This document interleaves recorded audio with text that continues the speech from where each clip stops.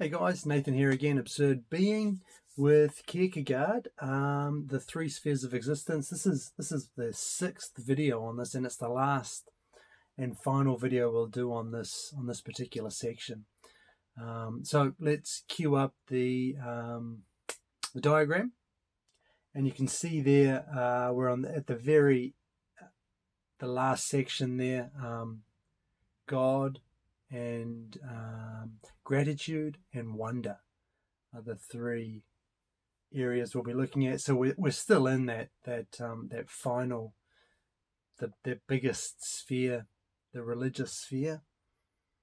But like I said, this is going to be the last video we'll do on these three spheres, and after this we'll move into something different, another part of the diagram. So with that said, let's take a look at our first section, which is on God. All right, so in the in Philosophical Crumbs, Kierkegaard talks about the way that God is absolutely higher than humanity. So not just really high, or not just much, really different, but there's an absolute difference. So that this is to say that there's a difference here that can't possibly be overcome. So the difference between God and humanity is an unbridgeable gulf, if you like. And God is so different, so much higher, that we can't even possibly begin to understand him. And that means then that the love relationship that exists between the individual and God is fundamentally an unhappy one. Because, as I say, the two are just so apart, just so different, right? There's just no commonality between divinity and humanity. But there is a relationship. And the way that this can play out is either God can elevate humanity in by, say, the way that Kierkegaard describes it, is bathing us in his magnificence, or he can lower himself down to our level. So those are the only two possible options here. But the former, lifting us up, won't work, because in the end that only serves to glorify God even more. It reinforces that absolute difference that exists between the two. And so what God chose to do then is to lower himself, and he did this so that he would, and the way he did this is by appearing before us as a servant. And this is a reference to Jesus, really, the way that God appears. He appears as not as a king or someone of power or importance, but as a lowly figure, and that's kind of a little bit about God and the relationship we have with him. So he goes on to talk about proving God's existence. Now that first bit is kind of not particularly interesting unless you're really religious, but the next section is kind of interesting here. So we're talking about proving the existence of God, and this has been tried in many different ways throughout history. And one of the ways we'll look at a couple of them. The first is the argument from design, or what's sometimes called the teleological argument. And basically this argument infers or concludes that God exists based on evidence from the natural world. And so you might say something like, look at how amazing the world is, and how particularly well suited it is for human existence. Perhaps this couldn't have happened by chance. It must have been designed this way. Therefore, there's a designer, something along those lines. The problem Kierkegaard had with this is that the argument can never really be concluded because the world is never concluded. The world is always still existing. It's still in process. It's in the process of being. It's becoming, in fact. And so if it's not finished, if the world isn't complete and kind of wrapped up, we can't then use it as evidence for anything, because who knows what will happen tomorrow or 10 years later or 100 years later. The world may no longer look like it may no longer look like compelling evidence for the existence of God. So as far as an argument goes, it's not going to cut it for Kierkegaard. And this ties in with everything that he talks about, right? Becoming and how central that is. And we can't get rid of that. That's a key part of human existence.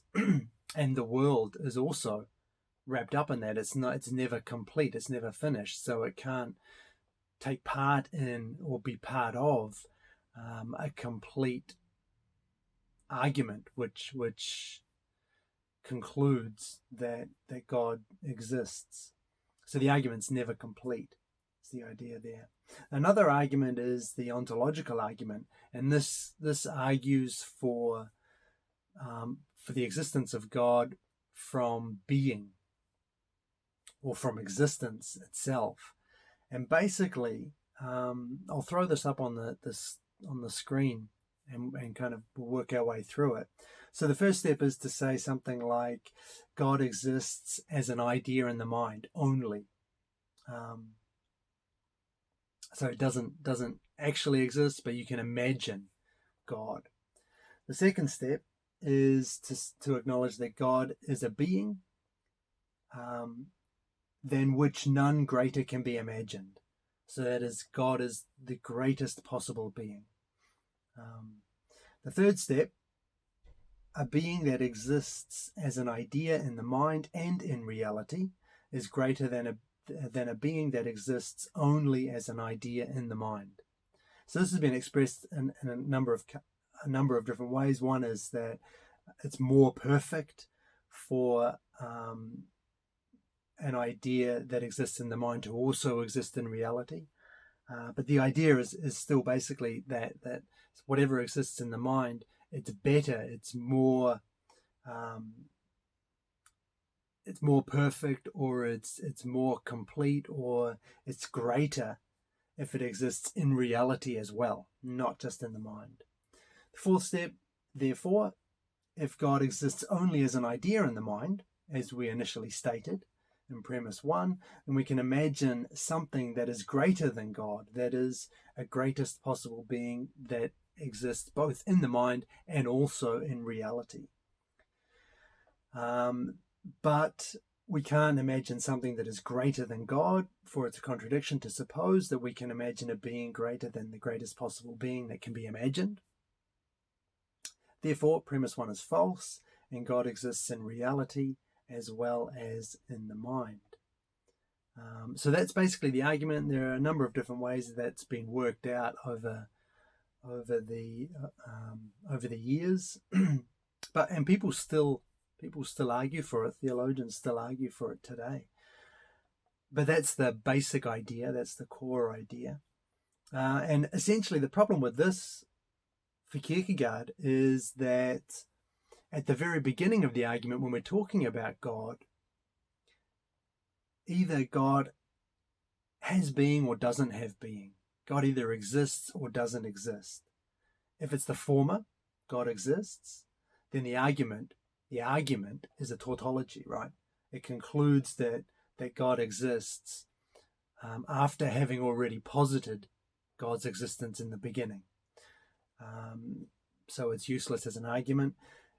If it's the latter, God doesn't have being at the outset, then a God who begins the argument without being somehow ends up coming out of the conclusion with being. And that is just ridiculous as far as Kierkegaard's concerned. It doesn't make any sense. You can't start an argument with a thing that doesn't exist and end up concluding that it does exist, right? Something's gone awry in the argument if that's what's happening. And that's how Kierkegaard dispatches with this ontological argument. The confusion I think you could see is that it attempts to explain. Well, this is still Kierkegaard. The confusion arises because it attempts to explain actuality through pure thought, and so it's an endeavor which can never really be come to any kind of satisfactory conclusion here. The actuality of God is explained, but that the whole thing is inside the pure thought category of possibility has been forgotten. That's what Kierkegaard says. And basically, I mean, he's right. It is not necessarily easy to see exactly where the mistake is if you're encountering this for the first time. Every premise does seem kind of acceptable, right? You can kind of work your way through and go yes, yes, yes, and then suddenly it's like God exists, and you're like, wait a minute, what happened? But basically that is what's happening. God is being defined as existing, essentially, at the very beginning. When you said that God is a being than which none greater can be imagined, that definition has built into it the idea that God exists, because existence in reality is better than existence in the mind alone. And so the whole argument is really bankrupt as far as I'm concerned. You start out saying, with a definition, God exists, and then you conclude God exists. So I don't like it any more than Kierkegaard does. And on this idea of trying to prove God's existence, Kierkegaard doesn't believe it's even possible. You can't prove the existence of God.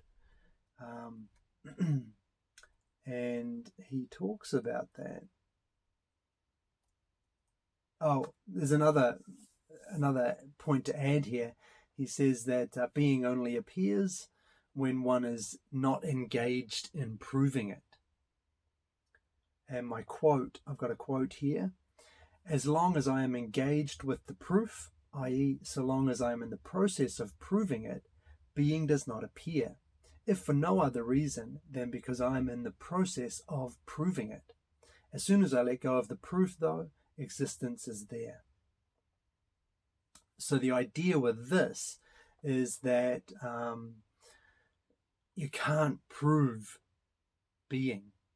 You can't prove the existence of anything, because in trying to prove it, you're abstracting out from the lived situation, right?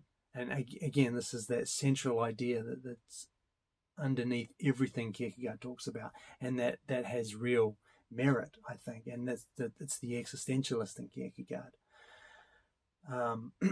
As long as we're engaged in the proof, we've abstracted ourselves out from the real, the real lived situation where we're engaged in the world or engaged with being. As long as we're in that abstracted kind of position, that abstracted state, we miss being. We can't see it. It doesn't appear.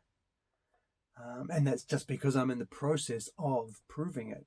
But as soon as I stop trying to prove it, as soon as I get back to reality, as soon as I engage again with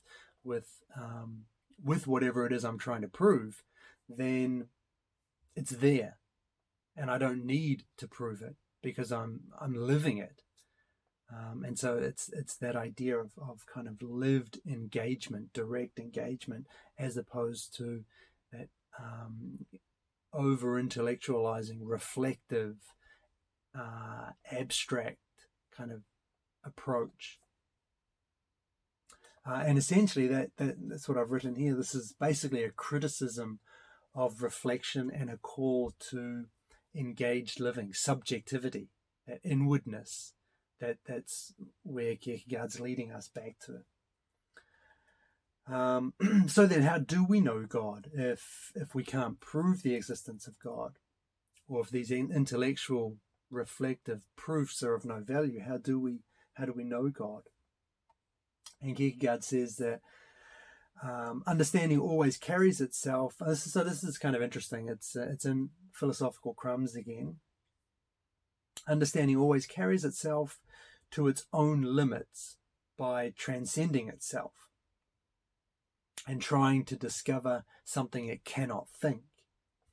And in this, the understanding wills its own annihilation. So understanding, thinking always tries to go beyond itself, willing its own annihilation. I think we've talked about this before. And this is the paradox. But what is this unknown thing that it runs up against? Understanding runs up against the unknown. Kierkegaard calls it God. And says we don't need to prove this because we've found it already. We came up against it, and then so a proof is redundant at this point. We're trying to prove something we've already run up against, and so it's kind of, we've got things backwards as far as Kierkegaard's concerned. And this really reminds me of Heidegger and the way that he rejects the need for a proof of the external world, which was something that was people had been struggling with, and Kant I think had even called it the greatest scandal in philosophy, that we were still unable to prove the existence of external and external reality. And Heidegger's response to this is that's not the scandal. The scandal is that we continue to look for a proof when we're living in the world. We're already there. We don't need to prove it. The proof comes after. The proof comes too late, or we're trying to prove something that's already plainly evident. And so that seems to really parallel this idea of Kierkegaard's, except Heidegger was talking about the world and external reality. Kierkegaard's talking about making the same point, but about God. So I thought that was interesting. So Kierkegaard goes on to say, what can we say about this unknown, this what he's calling God? So as we said at the beginning, God is the absolutely different, and therefore completely opaque to understanding. So we can't understand anything about God as such. And then he wonders how it is that this difference comes about. Then, what is this difference comprised of? And he says that it can't be anything. It can't be anything we share with God. It can't be, our what we owe to God, for instance, because in that sense, it's a relation. There's a relation. So this absolute difference can't come about from anything that we have in relation to God. So what's left? It must be something that humans have done to themselves without God. Can't be, again, it can't be anything that we have in common. It can't be concerned with any kind of connection we share with God. It must be something we've done ourselves. And that is, as Kierkegaard will say, what that is sin. So it's sin which is the source of this this fundamental difference between God and humanity. And that's something we'll come to in a couple of videos' time. So there's one more thing I want to go through before I move on, and that's this idea that for Kierkegaard, and because of the way he defines belief, it turns out that one cannot even believe in God. So if you remember a couple of videos back, we talked about the way that belief doesn't belong to the category of knowledge. Rather, it was a free act, an act of will, a kind of an act of passion. And specifically, belief cancels the uncertainty that corresponds to the nothingness of non-being, or to possibility. It cancels that possibility. So belief was concerned with being or non-being, or actual and possible. That is to say, therefore, with becoming. That's what that's the realm that we analysed it in as faith a few videos back. So given the fact that belief or faith is concerned with this category of things, being, non-being, and becoming, well, since the essence of God is not becoming, right? God doesn't belong to that category. Presumably, God's existence, by nature of what God is necessity, one would imagine. Then, since God doesn't belong to that realm of being and non-being, possibility, actuality, and becoming, it's just not. God is just not something that falls under that category of belief. It's not. He isn't something which can be believed in, because it's that he is just not the type of thing that belief deals with. And so, we can't even, not only can we not prove God exists, we can't believe God exists according to the way that Kierkegaard defines that term. But again, we don't need to. For Kierkegaard, it's not something that we have to worry about believing or proving. It's something that we already. It kind of precedes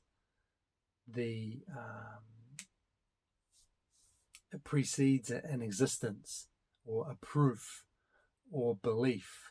I think that's the way that Kierkegaard would see this. So there's one other thing I want to talk about. I keep saying that, one other thing. There's one last thing in this first section on God anyway. And this is the idea that we are always in the wrong against God. And it's something that he raises in Either Or, in the very last section of Either Or.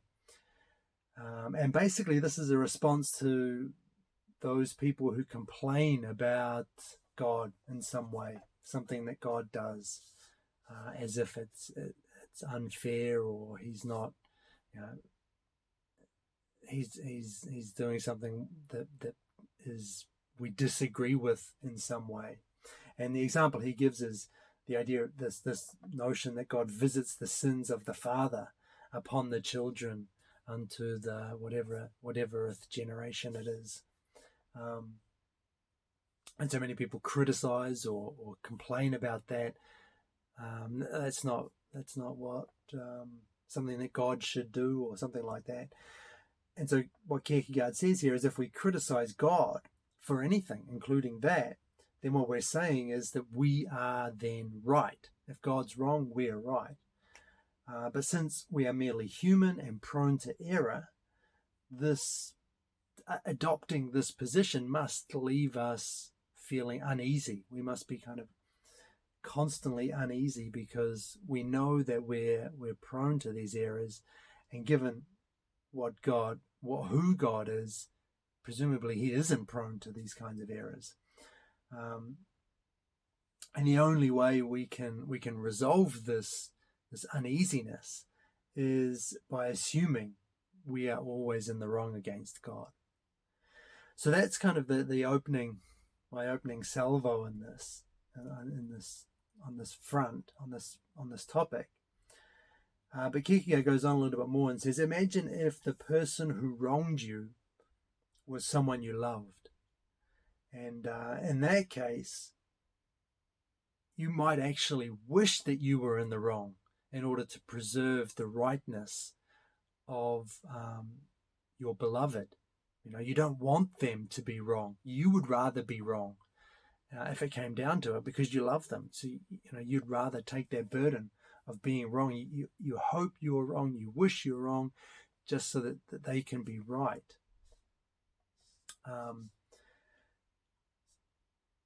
And then we have to remember the distinction between thought and freedom.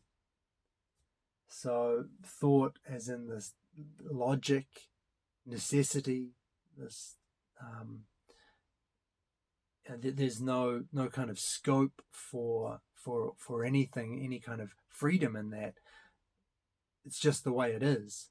These are just facts. That's our the side of thought, the rational, reflective side, and the other side, freedom, which is associated with choice and will and passion, those kinds of ideas. And the reason we have to remember the distinction between those two is that because God is God, we can take that first path. We can take that first route in order to get to this idea that we're always in the wrong against God. We can reason our way to acknowledging that God is always right, as we did in what I called the opening salvo. We can analyze it and say, well, we're just humans. We're error prone. God is God. He presumably knows everything. He's infinitely better than we are. So we just defer to him. We can take that path, that path of logic and reasoning, and then it's a necessity. The conclusion is necessarily follows that we must be in the wrong. But because this is an intellectual understanding, then it's lost its power to edify. It's lost its power to improve or affect us morally or spiritually. It has no value in a way. It's not a choice. There's no, we haven't nothing's changed for us within ourselves. It's just, like I said, it's just the way things are. It's just A, B, C, and we end up at D. There's no edification going on here for us. There's nothing internal, nothing inward. This is all just kind of calculating facts or running the numbers. That's the idea here. It doesn't actually affect us in who we are. And what we need to do in order to combat this is to make a decision to always be wrong against God from a free choice, and let our whole being appropriate this recognition. And in that way, we can reclaim the edifying from the clutches of necessity, where we lost, by making it just a rational, intellectual understanding. We lost this idea that, or we lost the significance, the importance, the gravitas of the act.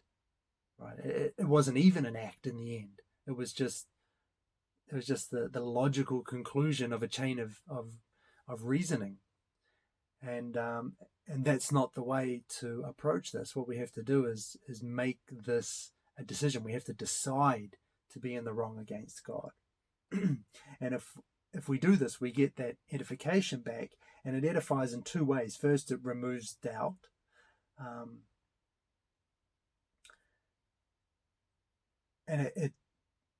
So wait a minute, it removes doubt,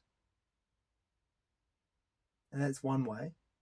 And the second way, so it removes doubt. That's the first way it edifies. We no longer have to be, it removes that uneasiness that I talked about at the beginning of this part. And also it calls us to action, because knowing that God is always in the right, knowing that his love is always greater than ours, that it ought to make us happy and willing and eager, motivated to act, because we know that God knows more than we do, that God's kind of got things covered, got things sorted, if you like, on our behalf. And Kierkegaard thinks once we establish this, we can accept the vicissitudes of life much easier. We have a kind of sense of security. Things are working out well the way they're supposed to. Things are on track. Okay, so that's kind of a little bit about God and the way that Kierkegaard sees God and our relation to God. So obviously that's pure religion, pure Christianity. Not much really of secular value there, I think. But I like that distinction between thought, the rigor of necessity, and freedom. So in the idea that if all you have is that first path, that reasoning, a logical chain from which you can draw a conclusion, there's no meaning in that. You have to make it. It has to become a choice. It has to be a decision, a freely willed decision on your part, or else there isn't even an act. We've talked about that before, and that's really valuable, I think. Okay, so let's move into the second section of this video: gratitude.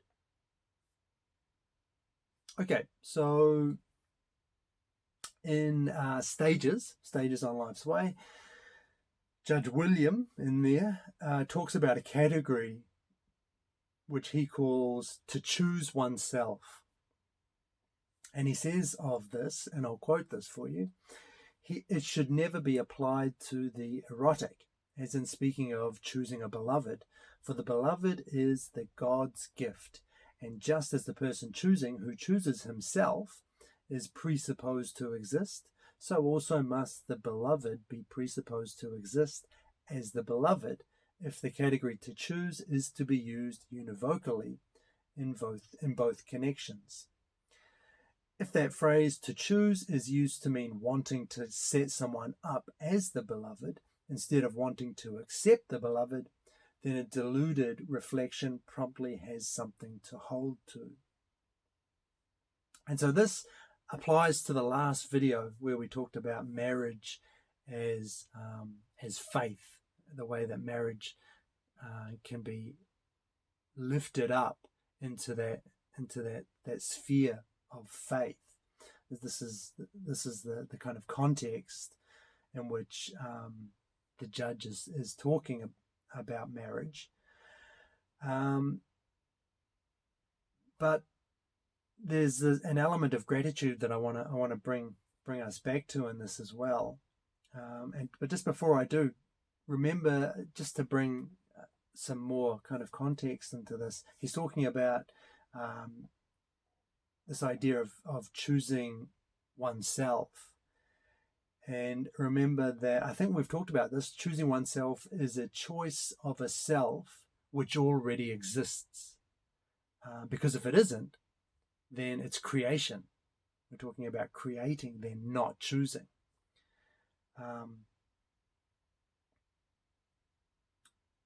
And we talked about this idea of choosing rather than choosing a self that already exists. But in doing that, where the choice is a self which is absolutely different from my former self because it's chosen absolutely. So we choose ourselves. This is not an act of creation. So in choosing ourselves, we're choosing something that already exists. And how can we do that? Because we're choosing ourselves absolutely. So it's kind of a choice that kind of lifts us up from where we were before. It changes us in some way. We haven't changed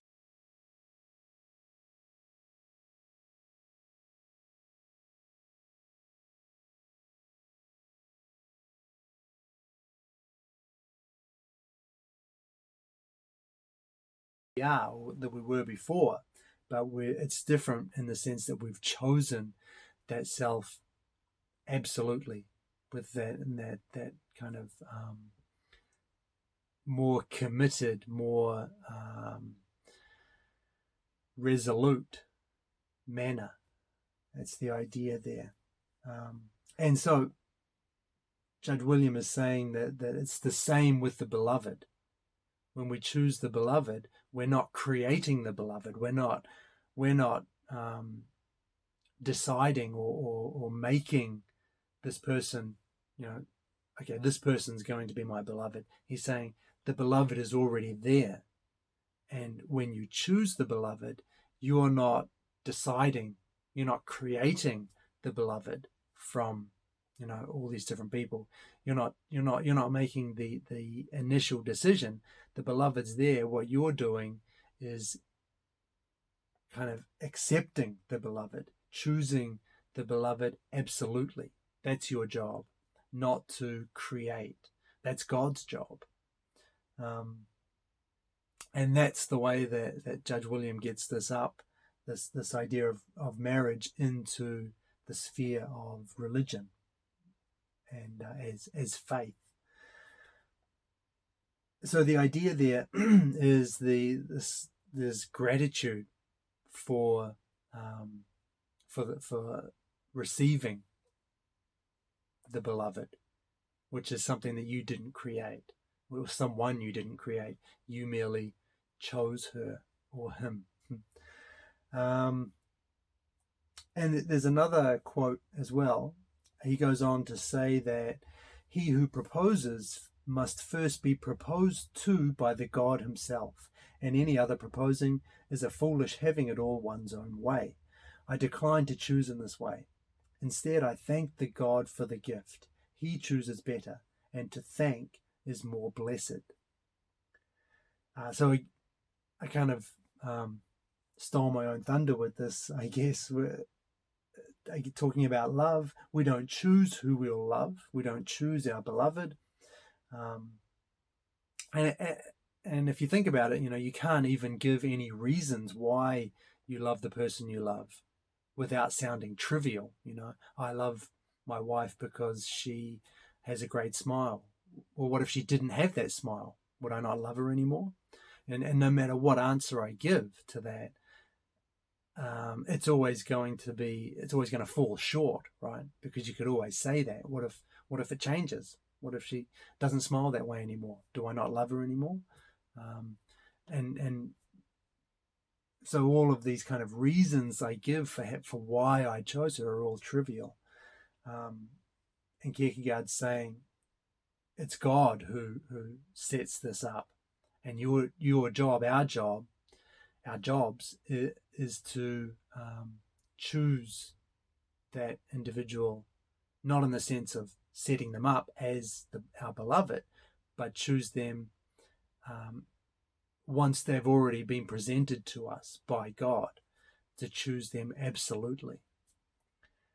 And so he goes on to say that pagans attributed love to a deity, eros, right? So love was something gifted to a person, not something we controlled, or we were responsible for ourselves.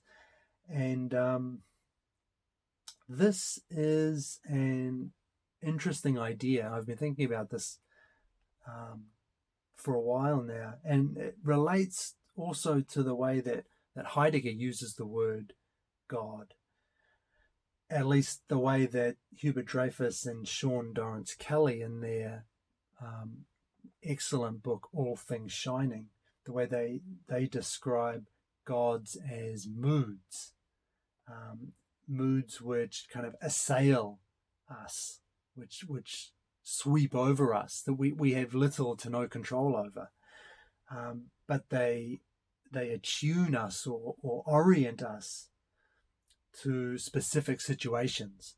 And in effect, what these moods do, these gods, is disclose a world as a world for us. And in that sense, Heidegger uses the word God to describe this force. It's possibly not the right word, but this orienting kind of force, I'm going to use it, that takes over, that brings the world into focus for us. And again, it's not something that we control. It's not something we would even want to control. It's something that, rather than kind of taking credit for and being responsible for, rather we ought to be grateful for. And I think there is something to that idea beyond the kind of simplistic religious idea that we have to give thanks to some heavenly deity who's orchestrating things for us. There is a deeper kind of more important truth, I think, to be had here. This idea of gratitude. Anyway, I like it. So I just wanted to share that with you. What's more, just continuing on from that, I should finish reading what I wrote. In disclosing a world, these moods or these gods, as in disclosing a world, the gods necessarily recede into the background and remain hidden. And that's another key element in Heidegger's philosophy, the way that being is always it's always hidden. It's never something we can catch directly, because if it were able to be seen directly, it wouldn't be able to disclose a world as a world, because it would be part of the world. So again, there's that kind of connection to God, which is, God is always supposed to be invisible, or not manifest, not directly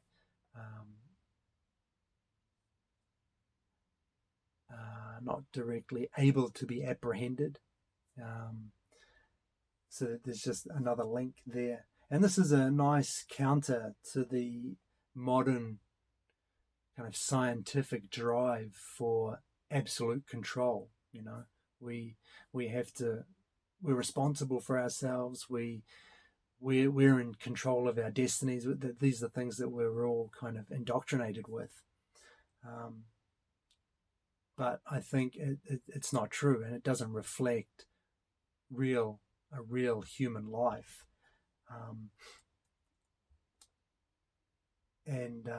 So this idea of gratitude is kind of a nice. I think there's something to this. I think it's more important than religions would kind of, or a religious way of thinking about gratitude can kind of get to.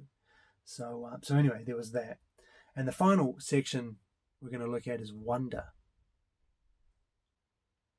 Okay, so Kierkegaard is also quite critical of this constant drive to know, this unceasing need to know everything and understand everything and quantify everything. But it's worthwhile, I think, just taking a moment to think about this. Is it really good? Is it really beneficial to know everything about everything? Physicists often talk about the theory of everything. They want to understand how nature works, all of its little magic, how it does all of its all of its magic. So the quote I want to give you here is, as soon as God is present in the consciousness, the wonder is there, for God cannot be there in any other way. The rueful night of reflection goes further. He wants to fathom the synthesis at the basis of erotic love. He does not perceive that a veil is hung before his eyes, and that once again he faces the wonder. Who lifted the veil? Who would dare to do that? The ideal beauty is veiled beauty. So that's a really, that's a nice quote there, right? The ideal beauty is veiled beauty. It's not to know, and this is from Stages on Life's Way. So we're talking about, I think we're in the same area, same part of the book. Yeah, we are, as we were talking about before, with gratitude. But yeah, we this idea again, the presence of God means that we're in the presence of wonder as well, or we're perhaps present to the world in a state of wonder, might be a better way to put that. So, but the opposite way of approaching the world is this way of the rueful night of reflection, who wants to understand everything, wants to understand what love is, how does it work, and so perhaps think about all the fMRI scans being done on people in love, to try and understand what is love. It's just ultimately it's just chemicals, right? It's just electrochemical reactions, or the movement of signals in the brain. It's that kind of analysis, that level of analysis, where we break something like love down like that. We might come to some kind of understanding, but in doing so, clearly we rob love of whatever it is that makes love special, right? It's if we dissect it that way.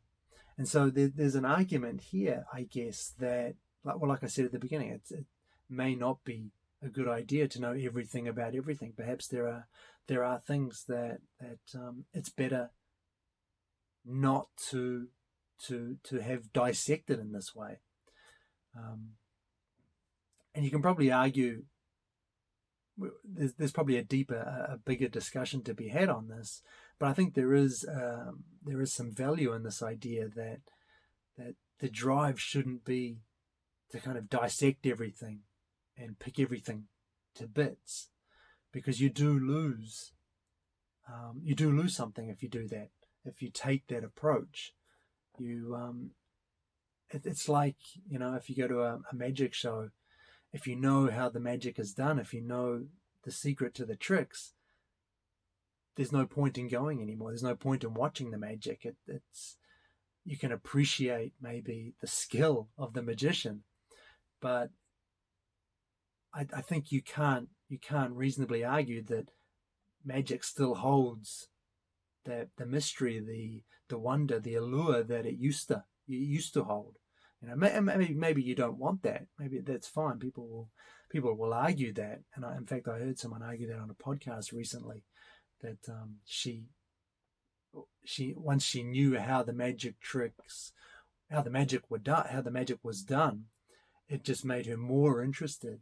Um, Maybe that's true, but something has been lost nevertheless, and that's a fairly trivial example. Magic tricks. What about something like emotion, love? If we break that down and analyze it out into its physical underpinnings, it's no longer love. It's just if we're talking about an emotion, then there's no more. There is no emotion anymore. It's like looking at a painting. If you isolate every individual dot of paint, you lose the painting. And maybe that's what you want. Maybe there is some value in that. I don't want to turn this into like an anti-science kind of rant, but you can't do that without losing something, and it's probably worth bearing that in mind. There is value here. The ideal beauty is veiled beauty. It's a nice quote, right? So for Kierkegaard, he ties this in with God. As soon as God is present, wonder's there, because God is by definition something we can't understand. But I think, as I said, I think there is a secular, that this does have secular application, or this has direct application in our lives. I've got another example here. Now, again, I should read my thing. I shouldn't just ad-lib like that, right? Well, works both ways, I guess. I've got another example. Imagine playing a video game, but imagine playing it with total control. Imagine you didn't have to worry about being shot or dying or whatever. You were invincible. You knew where everything was. You didn't have to kind of figure anything out. You're in complete. You know everything, and you're just invulnerable. The game would be boring. It might be fun for however long, 10 minutes, an hour, whatever it is, but eventually you'd stop playing. There'd be no point anymore. And that's probably a better example, because we can imagine the same thing with our lives. Instead of the main character in the game, we're talking about our own lives. We're the main character in our own lives. Imagine if we knew everything. There would be no more wonder. There'd be no more magic. Something would have been lost for sure. And again, this is an idea that Heidegger picked up on as well, when he's talking about the way that being is necessarily hidden. It's necessarily veiled, and that's the way it has to be. If it were any other way, being wouldn't be being. It wouldn't disclose a world for us. It wouldn't be able to anymore. So that's my ranting and raving about God, wonder, God, gratitude, and wonder. I wanted to just give a quick summary, which we'll do now. So we looked at God, and we saw that God was absolutely higher than humans. There was an absolute difference there. We saw that we can't prove God's existence. We looked at the design argument and the ontological argument, but we don't need to. Understanding discovers the unknown at its limit. So the need, the desire for proof was redundant, is the idea there. And we're always in the wrong against God. And this is an idea, this is a decision that we have to make. It has to be a decision, not something that we intellectually kind of rationalize. A realization, an acknowledgement made in freedom. That was the key. Then we looked at gratitude, and basically this is just Kierkegaard speaking out against this kind of tyranny of control I've written there. But yeah, we don't want absolute control. We're not responsible for everything. We're not in control of everything. It's nice to have this idea of gratitude, even if we're not grateful to any particular being, such as a god or a deity of some sort. But there's no reason why we can't actually be grateful, even if it's not to anyone in particular. I think that's an idea worth thinking about. And finally, we looked at wonder, and this was against this idea of having unlimited knowledge. And perhaps there are things that are worth preserving a little bit of mystery, perhaps. The ideal beauty is veiled beauty. So the last thing I wanted to leave you with in this video, I've just hit an hour long. Well, actually, it's probably not quite an hour once I edit this thing. I wanted to leave you with this kind of a longish quote, but it kind of summarizes the religious sphere. And it's Kierkegaard talking about the religious genius. So I'm just going to read you out with this quote, and thanks for listening, and I'll catch you in the next video where we'll move on to another section of that diagram. So anyway, thank you. So the religious genius is one who does not remain in his immediacy. Whether he at any time turns himself outward remains for him a later question. The first thing he does is to turn toward himself. Just as the immediate genius has fate as the figure that follows him, so this one has guilt. In turning toward himself, he eo ipso turns toward God. And there is an established ceremonial rule that says that when the finite spirit would see God, then it must begin as guilty. In turning toward himself, he discovers guilt. The greater the genius, the more profoundly is guilt discovered. The fact that for the spiritless this should be folly is for me a delight and a joyful sign. The genius is not like most people, and is not content with being so. The reason is not that he disdains people, it is because primitively he has to do with himself, while other people and their explanations are of no help one way or the other.